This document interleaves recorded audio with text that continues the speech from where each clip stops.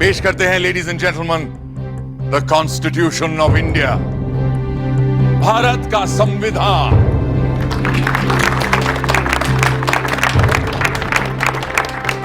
ये कोई आम किताब नहीं, बल्कि प्रतीक है हमारे मुल्क का। पर कभी सोचा है आपने कि ये मुल्क आखिर होता क्या है? समाजशास्त्री कहते हैं कि एक ही नस्ल, धर्म, जबान, परचम और हुक्म को मानने वाले बाशिंदों के समूह से बनता है एक मुल्क, एक देश। मगर हिंदुस्तान जैसे बहुत सी भाषाओं, धर्मों और तमाम जातियों प्रजातियों वाले सब कॉन्टिनेंट को किसी तंग नजरिए से नहीं देखा जा सकता है। और ऐसे मुल्क, ऐसे समाज में पुरानी रीतियों को तोड़कर सबको साथ लेकर आगे चलने के लिए किसी पुराने कानून से भी काम नहीं चल सकता है। इसीलिए हमारे पुरखों ने बनाया था हमारा संविधान, हमारा कॉन्स्टिट्यूशन, हमारा आईन। ये आईन ही तो वो आईना है जिसमें देखकर ही हम खुद को पहचान पाते हैं और संवार भी सकते हैं।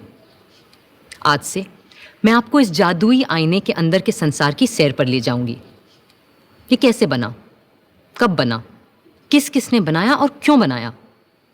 तो चलिए चलते हैं वहां जहां कहानी शुरू हुई थी, हमारे संविधान की। फर्स्ट थिंग्स फर्स्ट, पहले आप भी तो ठीक से देख लीजिए। संविधान सभा ने सबसे सीनियर सदस्य डॉक्टर सच्चिदानंद सिन्हा को कार्यकारी अध्यक्ष चुना और उनकी निगरानी में सारे सदस्यों ने शपथ ली। फिर सभा के परमानेंट प्रेसिडेंट के रूप में चुना गया डॉक्टर राजेंद्र प्रसाद को।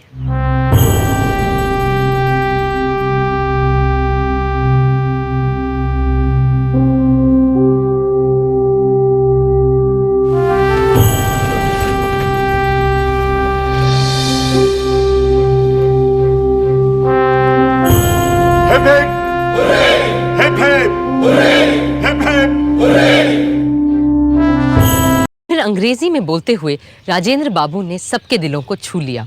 Above all, what we need is freedom. And as someone has said, nothing is more valuable than the freedom to be free. Let us hope and pray that as the result of the labors of this Constituent Assembly, we shall have achieved that freedom and we shall be proud of it. 13 दिसंबर के ऐतिहासिक दिन पंडित जवाहरलाल नेहरू ने संविधान सभा के सामने एक ऐसा प्रस्ताव रखा जो हमारे आईन की नींव बनने वाला था, और ये था संविधान के लक्ष्य और ध्येय के बारे में, AIIMS and objectives resolution. Mr. Chairman, the resolution that I am placing before you defines our aims and describes an outline of the plans and points to the way which we are going to tread. The resolution that I place before you is in the nature of a pledge, and I hope the House will pass this resolution, which is of a special nature. I beg to move: 1. This Constituent Assembly declares its firm and solemn resolve to proclaim India as an independent, sovereign republic. Bharat की अक्षुण्णता, अखंडता और स्वायत्तता से लेकर नए भारत में सबकी समानता और एकता तक की बात अपने प्रस्ताव में रखी थी पंडित नेहरू ने। 2. Wherein shall be guaranteed and secured to all the people of India justice, social, economic and political, equality of status, opportunity and before the law, freedom of thought, expression, belief, faith, worship, vocation, association and action. एक एक करके 8 नुक्ते सामने रखे थे उन्होंने, और हमारे संविधान का पूरा नक्शा कुछ ही शब्दों में खींच दिया था। मगर उन्हें भी आज संविधान सभा में कुछ दिन में संविधान को बाकायदा लिखित रूप देने की दिशा में काम शुरू किया गया। तय पाया गया कि संविधान सभा के constitutional adviser sir Benegal Narsing Rau, जो पूरी दुनिया में संविधान के महान विद्वान माने जाते थे, सभा में पेश प्रस्तावों और कमिटीज की रिपोर्ट्स के आधार पर संविधान का एक मसौदा तैयार करेंगे। और इस ड्राफ्ट की समीक्षा या स्क्रूटनी करने के लिए 7 सदस्यों की एक कमेटी नियुक्त की गई।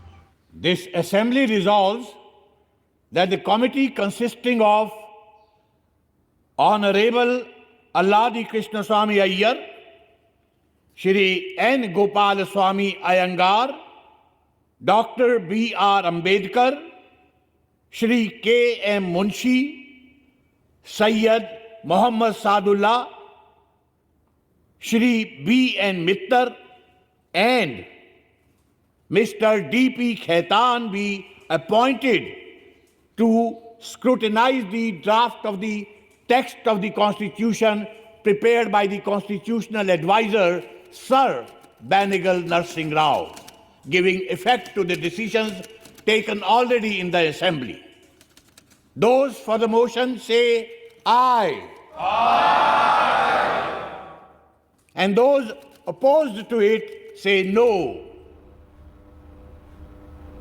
Ayes have it. Ayes have it. Ayes have it. The motion is adopted. Sir Benegal Narsing Rau के मसौदे को देख और परख के उसे सही रूप देने की जिम्मेदारी थी ड्राफ्टिंग कमेटी की, जिसके अध्यक्ष चुने गए थे डॉक्टर भीमराव अंबेडकर। अब उन्हीं को तय करना था कि भारत के बाशिंदों के बुनियादी हक क्या होंगे, कितने होंगे और कैसे होंगे। संविधान सभा ने फंडामेंटल राइट्स को लेकर आज़ादी और बंटवारे से पहले ही सन 1947 में एक समिति बनाई थी, जो पहली बार 27 फरवरी के दिन मिली। As you are all aware, the main task of this committee is to discuss and make suggestions on the rights of the citizens. और मेरे विचार से किसी भी संविधान में उसके नागरिकों का बुनियादी हक सबसे अहम मुद्दा होता है। It is always about the fundamental rights. तो आप लोगों के जो भी सुझाव, प्रस्ताव आदि हों, बेझिझक सामने रखिए। If we look at the fundamental rights and guarantees embodied in the Irish and American Constitution, then all the rights that we may give should be enforceable in courts of law. इसके अतिरिक्त हमें उन अधिकारों की भी बात कर लेनी चाहिए जिन्हें भले हम आज अपने नागरिकों को ना दे पाए, पर जहां तक पहुंचना हमारा सपना है। That's very true, but is there any use in laying down precepts for rights which remain unenforceable and ineffective? अधिकारों के साथ साथ हमें अपने कर्तव्यों की फेहरिस्त भी बना लेनी चाहिए। तो चलिए पहले हम उन्हीं मूल अधिकारों की बात कर लेते हैं जिनके नाम मिलने पर हर शहरी न्यायालय के द्वार खटखटा सकता है। Well, if you ask me, I think we should take the Constitution of the United States of America as a model for the protection of the basic rights of our citizens. If I may, I would like to inform the committee that I have prepared a long list of fundamental rights, which I can lay here. अब यही तो आपका बड़प्पन है अम्बेडकर जी। मुझे ये भी पता है कि प्रोफेसर केटी शाह ने भी कमेटी की सहूलियत के लिए काफ़ी सारे नोट्स तैयार किए हैं। मैं कमेटी के ऑफिस को तायीद कर देता हूं कि वो इन सारे दस्तावेज़ों की कॉपियां हर मेंबर को मुहैया करवा दें। Now may I also suggest that the committee adjourns for at least 3 weeks, hence providing the members with enough time and opportunity to formulate their own proposals. I think you will have a consensus on this. Good. तो चलिए 1 महीने बाद मुलाकात करते हैं और आज यहां ये प्रण करते हैं कि फिर इस कमेटी का काम हम तब तक स्थगित नहीं करेंगे जब तक कि भविष्य के भारत के नागरिकों के मौलिक अधिकारों का एक पूरा खाका तैयार नहीं कर लेते। 24 मार्च को जब कमेटी दोबारा मिली तो उसमें और लोग भी जुड़ चुके थे और इसके बाद कमेटी लगातार 10 बार मिलती रही ताकि मौलिक अधिकारों को लेकर एक साफ तस्वीर सामने आ सके। तो ये तय पाया गया है कि भारत के हर एक नागरिक को कहीं भी आने जाने, रहने, बसने, जायदाद खरीदने और नौकरी, काम, व्यवसाय करने की पूरी आज़ादी होगी। Subject to such restraints as the law may impose. Oh, yes, of course. That goes without saying. No, Acharya ji. In a constitution, nothing goes without saying. Doctor Ambedkar ठीक कह रहे हैं आचार्य जी। तभी यहाँ जो ये लिखा है कि all citizens of the union will be equal before the law, मेरे विचार से लिखा जाना चाहिए कि all persons and not merely citizens of the union shall be equal before the law. जी ठीक बात है। अब हम किसी को सज़ा सिर्फ कम या ज़्यादा इसलिए तो नहीं दे सकते कि वो संघ का नागरिक नहीं है। एक बात और थी, आर्टिकल 4 ये कहता है कि हिंदुस्तानी भाषा जिसे नागरिक अपनी पसंद से देवनागरी या फारसी लिपि में लिख सकेगा, संघ की राष्ट्रभाषा के रूप में प्रथम औपचारिक भाषा होगी। I do not think that the question of national language has anything to do with fundamental rights. मैं डॉक्टर अंबेडकर से इत्तेफाक रखती हूँ। कल हम जो चाहें अपनी नेशनल लैंग्वेज चुनें, लेकिन आज उसका इस बात से क्या लेना देना कि हम अपने बुनियादी हक कितने और क्या तय करते हैं। राजकुमारी जी ठीक कह रही हैं, पर इनके राजकुमारी होने से मुझे एक बात सूझी कि हमारे नए भारत में जहाँ राजा प्रजा सभी समान होंगे, वहाँ ये सारी पदवियाँ राजकुमारी, राजाधिराज, नवाब बहादुर, Chhatrapati, Kunwarpal, Diwan Bahadur, as I am called. जी, इन सारी वसीयत में मिली पदवियों का हमारे नए भारत में क्या काम? I am totally with you professor Shah. आज से आप मुझे सिर्फ अमृत कौर बुला सकते हैं। And from tomorrow, shall we stop addressing Kriplani ji as Acharya, Ambedkar ji as doctor, and you as professor? नहीं नहीं नहीं, देखिए एकेडमिक डिग्री और काम के पदनाम तो रहेंगे, पर ये खानदानी और पैदाइशी पदवियां खत्म। और मेरे जैसे लोगों का क्या होगा जिन्हें किंग ऑफ इंग्लैंड ने नाइटहुड की पदवी दी है? पहली बात तो ये कि अब किंग ऑफ इंग्लैंड का हम लोगों से क्या लेना देना, क्यों? और फिर भी अगर कोई देश या कोई सरकार हमारे किसी नागरिक को कोई पदवी देना चाहे तो मेरे विचार से पहले उसे हमारे संघ की सभा से इजाज़त लेनी चाहिए।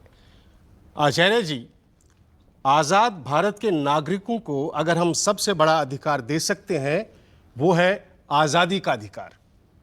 बरतानिया के राज में जब देखो तब यह अधिकार छीन लेती थी सरकार, पर अब हमें अपने नागरिकों को पूरी और मुकम्मल आज़ादी देनी ही होगी। मैं आपसे पूर्ण तरह से सहमत हूं। मैं भी पूरी आज़ादी के पूरे पक्ष में हूं। See, absolute liberty is simply a utopian dream. Just because we will become a free nation from tomorrow, society will not become free from crime or criminals. And for the sake of law and order, we will have to jail, arrest, and intern people.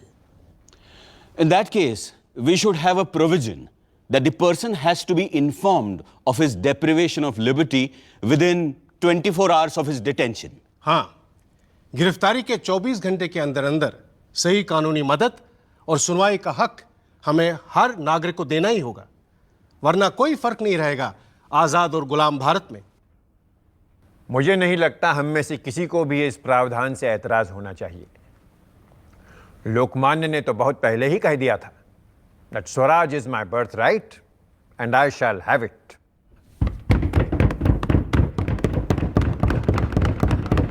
Here. यूं एक एक करके बराबरी, आज़ादी, संस्कृति और शिक्षा, शोषण के विरुद्ध और संवैधानिक सुरक्षा के अधिकार हर नागरिक के अधिकारों में जुड़ते चले गए। क्या होना चाहिए के साथ ये भी तय किया गया कि क्या क्या नहीं होना चाहिए। कई मुद्दों पर तो सब एकमत होते, तो कई विषयों पर वोट से फैसला होता और कई बार फैसला नहीं भी हो पाता। गुलामों से भी बदतर व्यवहार और अत्याचार हमारे गांव में हरिजनों और दूसरे गरीब लोगों पर होते हैं जब उनसे बेगार करवाया जाता है। बंधुआ मजदूरी के लिए कोई जगह नहीं होनी चाहिए हमारे भारत के खेत खलिहानों में। मुंशी जी सिर्फ खेत खलियानों में ही नहीं, न कारखानों में, न खानों खदानों में गुलामी का नामो निशान मिटाना ही होगा हमें। और सबसे वाहियात बात है कि 14 साल से कम उम्र के बच्चों से खानों खदानों और ख़तरनाक कारखानों में काम करवाया जाता है। हम इसे कैसे बर्दाश्त कर सकते हैं? इसकी बिल्कुल इजाज़त नहीं होनी चाहिए हमारे संविधान में। I couldn't agree with Amrut Kaur ji more. Because today we are creating history. आज संसार के इतिहास में पहली बार एक देश स्थापित होते ही बिना किसी जाति, धर्म, लिंग, वर्ण और प्रदेश के भेदभाव के अपने सारे वयस्क नागरिकों को मतदान का अधिकार दे रहा है। And believe me, this voting right is the greatest fundamental right that we will be giving to the citizens of our country. उस समय तक दुनिया के कई अग्रणी राष्ट्रों में भी कहीं कालों को वोट देने का अधिकार नहीं था, तो कहीं औरतों को, तो कहीं और दूसरे धर्म के मानने वालों को। लेकिन हमारा संविधान बनाने वाले एक नया इतिहास रच रहे थे। लोग कहते हैं कि महावीर त्यागी डॉक्टर अंबेडकर को एक गैर राजनीतिक वकील भर मानते थे, जो स्वतंत्रता आंदोलन से बहुत दूर था और कभी जेल तक नहीं गया था। मगर डॉक्टर अंबेडकर की राजनीतिक सूझ और संवैधानिक सोच कितनी दूरदर्शी थी, ये समझने के लिए फंडामेंटल राइट्स के बारे में मुंबई के सिद्धार्थ कॉलेज के छात्रों को दिया उनका एक संबोधन ही काफी है। The idea of making a gift of fundamental rights to every individual is no doubt very laudable. The question is how to make them effective. The prevalent view is that once the rights are enacted in law, then they are safeguarded.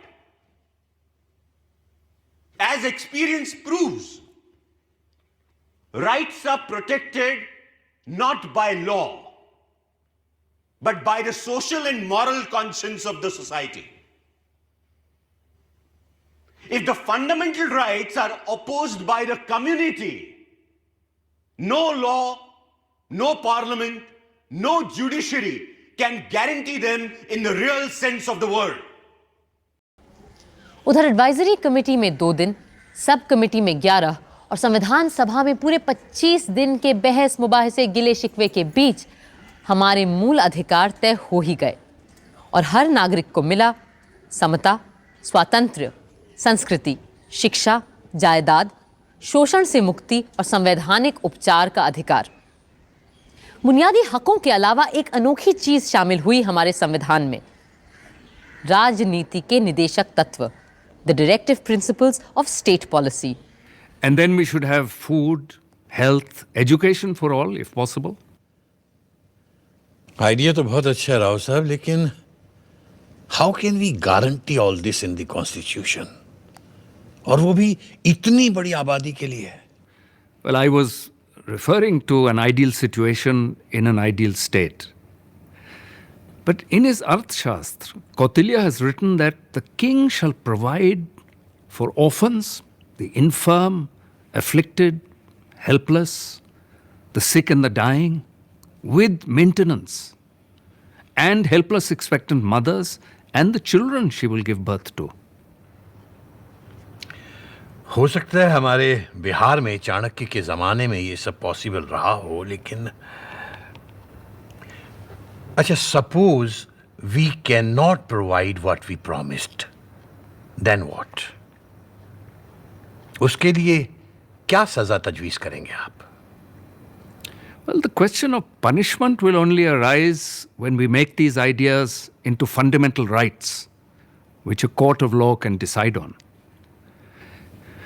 But at least by incorporating these into directive principles, we can set ourselves up a dream destination which one day we will want to arrive at.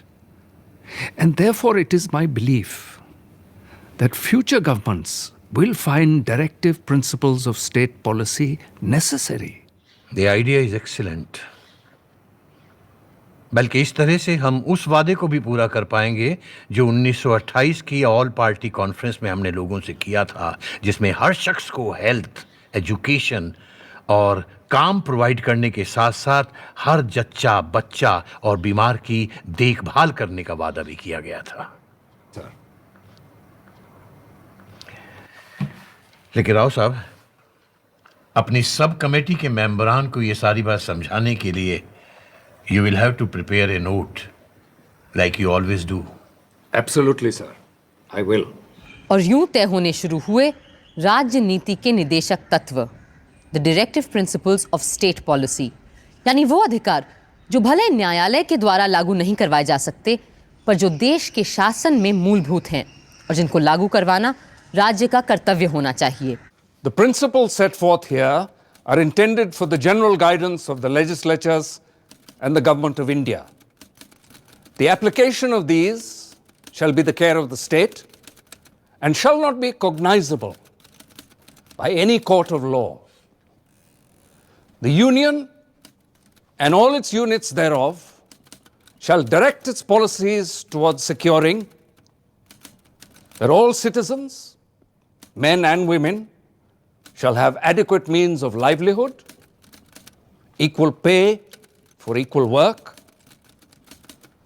that all workers, children and women shall not be abused and exploited because of economic necessity, that the ownership and control of material resources of the community are so distributed as best to subserve the common good. और हर मजदूर को, वो चाहे कारखाने में काम करता हो या खेत खलिहान में, इतना रोजगार तो मिलना ही चाहिए कि वो अपना जीवन यापन कर सके और ढंग की जिंदगी जी सके, जहां उसे समाज और संस्कृति से जुड़ने की फुर्सत भी मिले। और ये कि विवाह सिर्फ औरत और मर्द दोनों की हामी से ही हो और वैवाहिक जीवन में दोनों की बराबरी की मर्जी चले और दोनों के समान अधिकार हों। ये शायद संभव न हो पाए क्योंकि हमारा समाज अभी इतना विकसित नहीं है कि the directive principles of state policy एक कुतुबनुमा की तरह हमें बताते रहते हैं कि देश और समाज को आदर्श रूप से किस दिशा में जाना चाहिए।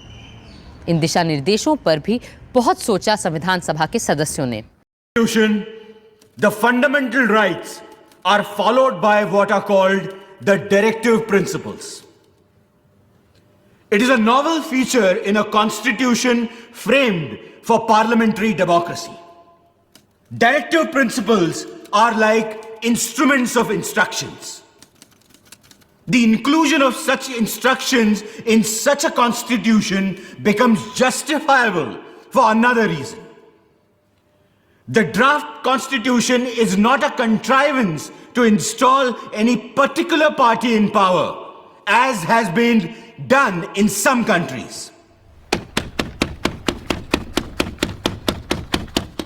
Who should be in power is left to be determined by the people.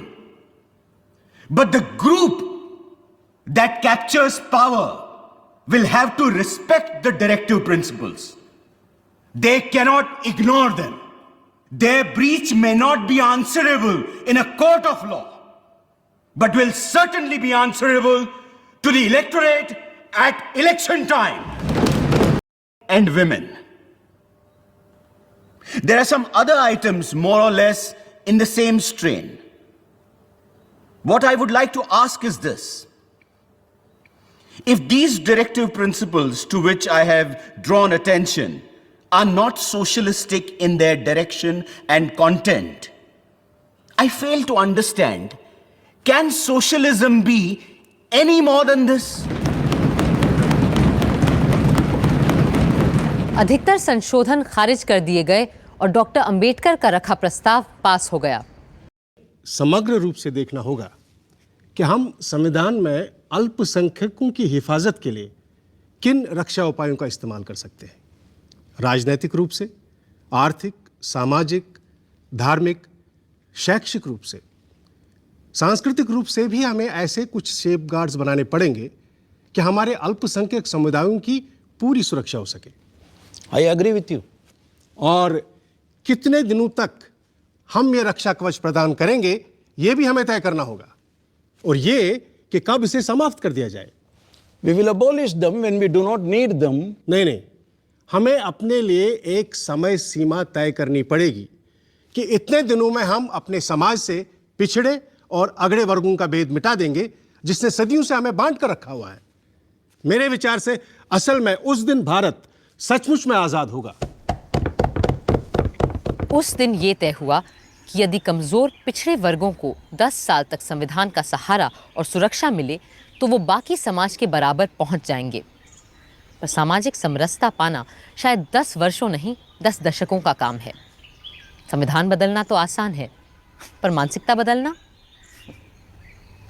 इसीलिए डॉक्टर अंबेडकर और दूसरे दलित नेता चाहते थे कि चुनाव, सरकारी नौकरियों और कैबिनेट में भी पिछड़े वर्गों के लोगों के लिए आरक्षण हो। काम को बड़ी गंभीरता से ले रहे थे। आदिवासियों और जनजातियों की नुमाइंदगी कर रहे थे छोटा नागपुर के मुंडा जनजाति के श्री जयपाल सिंह मुंडा। एक ईसाई मिशनरी परिवार की मदद से पढ़ने के लिए वो ऑक्सफोर्ड इंग्लैंड गए थे। वो बहुत अच्छे हॉकी खिलाड़ी थे और 1928 में ओलंपिक गोल्ड जीतने वाली भारतीय टीम के कप्तान भी। आदिवासियों के लिए आरक्षण के मुद्दे को उन्होंने सभा के सामने पूरे जोर से रखा। I've come here to say a few words on behalf of all the Adivasis of India. Our standpoint is that there seems to be tremendous disparity amongst our social, economic, and educational standards, especially when it comes to the Adivasis and the rest of the people living in this country. And I am of the firm belief that unless we introduce some kind of statutory compulsions and implement them, it's going to be very, very difficult for us Adivasis to come up to the general population level. See, the Adivasis also want to be treated exactly the same way as rest of the people are treated in this country, which was not the case up until now. In the past, we have been isolated, marginalized, and kept away from the mainstream as though we were some species that belonged in a zoo. See, the whole point is that you've got to mix with us, and we are willing to mix with you. And that is precisely why we have insisted on the reservation of seats. Sir, इस खूबसूरत central hall में 3 साल में बहुत से प्रस्ताव, अनुच्छेद और नुक्ते रखे गए, पास किए गए और बिल्कुल अंत में पारित हुई हमारी उद्देशिका यानी प्रियम्बल, जो संविधान में सबसे पहले आती है। संविधान अगर एक राजनीतिक संवैधानिक दस्तावेज है तो ये उद्देशिका उसका दार्शनिक नजरिया, the philosophic vision document of our constitution. इस उद्देशिका की नींव शुरुआत में ही संविधान सभा के 5वें दिन 13 दिसंबर 1946 को रख दी गई, जब पंडित जवाहरलाल नेहरू ने सभा में एम्स एंड ऑब्जेक्टिव्स रेजोल्यूशन को रखा था। ये संविधान सभा अपना पक्का अहद जाहिर करती है कि हम भारत को एक आजाद, खुद मुख्तार जमहूरियत घोषित करते हैं। आजाद खुद मुख्तार जमहूरियत हिंदुस्तान को अपनी सारी सत्ता जनता से ही हासिल होगी और इसकी गारंटी देते हैं कि भारत के पूरे आवाम को सियासी, सामाजिक और आर्थिक इंसाफ, दर्जे, तरक्की और कानून के आगे बराबरी, विचार, इजहार ख्याल, बयान, राय, धर्म, पूजा, नौकरी, संगत और काम की आजादी, माइनॉरिटीज, पिछड़ों, आदिवासियों और दूसरी दबी पिछड़ी जातियों को माकूल सुरक्षा, गणराज्य की सीमाओं और जमीन की अखंडता की हिफाजत, ताकि ये कदीम देश दुनिया के तमाम मुल्कों में अपना सही सम्मानित स्थान पा सके और तन, मन, धन से विश्व शांति और मानवता के कल्याण में हाथ बटा सके। आगे संविधान सभा ने जो कुछ भी किया उसका मार्गदर्शक यही प्रस्ताव था और जब अलग अलग कमेटियों, विद्वानों और सभा के सहयोग से पूरा संविधान बना तो मई सन 1949 में उसकी उद्देशिका भी सामने रखी गई और ये काम ड्राफ्टिंग कमेटी के प्रधान डॉक्टर भीमराव अंबेडकर ने किया। We, the people of India, having solemnly resolved to constitute India into a sovereign democratic republic and to secure to all its citizens justice, social, economic, and political, liberty of thought, expression, belief, faith, and worship, equality of status and of opportunity, and to promote among them all fraternity, assuring the dignity of the individual and the unity of the nation. In our Constituent Assembly, this 26th day of November 1949, do hereby adopt, enact, and give to ourselves this Constitution. उद्देशिका पर बहस शुरू हुई अक्टूबर 1949 में, जब बाकी संविधान को सोचने, बनाने और लिखने का काम लगभग पूरा हो रहा था। ये वो शब्द थे जो हमारे संविधान में सबसे पहले आने वाले थे। डॉक्टर अंबेडकर के नेतृत्व में काम कर रही ड्राफ्टिंग कमेटी का बनाया प्रियम्बल पास हो गया और हमारे संविधान का हिस्सा बन गया।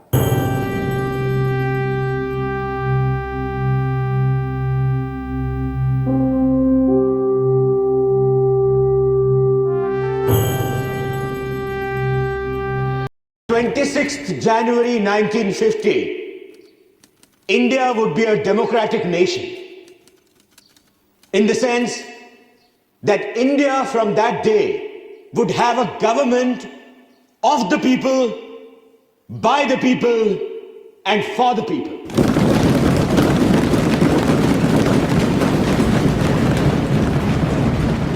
A thought comes to my mind.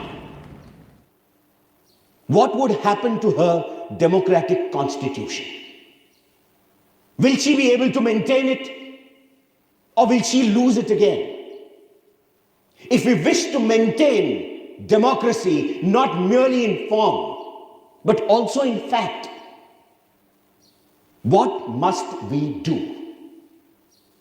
The first thing in my judgment we must do is to hold on to constitutional methods of achieving our social and economic objectives.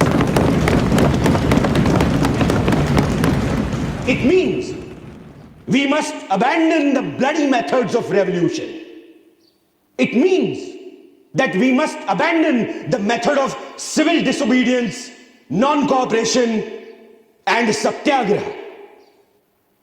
Where constitutional methods are open, there can be no justification for these unconstitutional methods. These methods are nothing but the grammar of anarchy. And sooner they are abandoned, the better for us. The second thing we must do is to observe the caution which John Stuart Mill has given to all who are interested in the maintenance of democracy. Namely, not to lay their liberties at the feet of even a great man, or to trust him with power which enables him to subvert their institutions. This caution is far more necessary in the case of India than in case of any other country.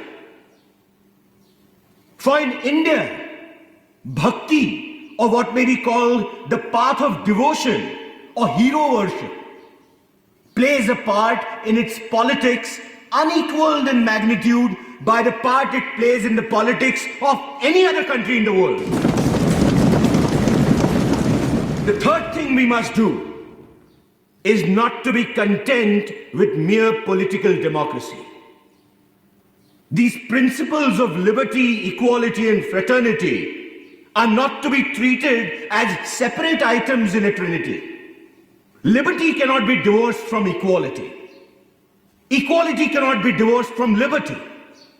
Nor can liberty and equality be divorced from fraternity. On the 26th of January 1950, we are going to enter into a life of contradictions. In politics, we will have equality. And in social and economic life, we will have inequality. In politics, we will be recognizing the principle of one man, one vote, and one vote, one value. In our social and economic life, we shall, by reason of our social and economic structure, continue to deny the principle of one man, one value. How long shall we continue to live this life of contradictions? How long shall we continue to deny equality in our social and economic life? If we continue to deny it for long, we will do so only by putting our political democracy in peril. We must remove this contradiction at the earliest moment, or else those who suffer from inequality will blow up the structure of this political democracy so laboriously built up by this assembly. Doctor Ambedkar के बोले गए शब्द आज भी जैसे इस सदन में गूंजते रहते हैं। अब सिर्फ एक काम बचा था, संविधान का अनुमोदन और उस पर सारे सदस्यों के हस्ताक्षर। It now remains to put the motion moved by Dr. Ambedkar to the vote of the House. The question is that the constitutions settled by this assembly be passed.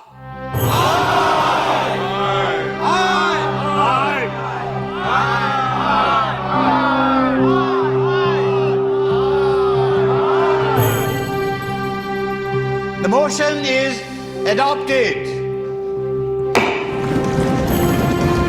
Bharat Mata ki jai! Bharat Mata ki jai! Bharat Mata ki jai! Bharat Mata ki jai! Vande Mataram! Vande Mataram! Vande Mataram! Mahatma Gandhi ki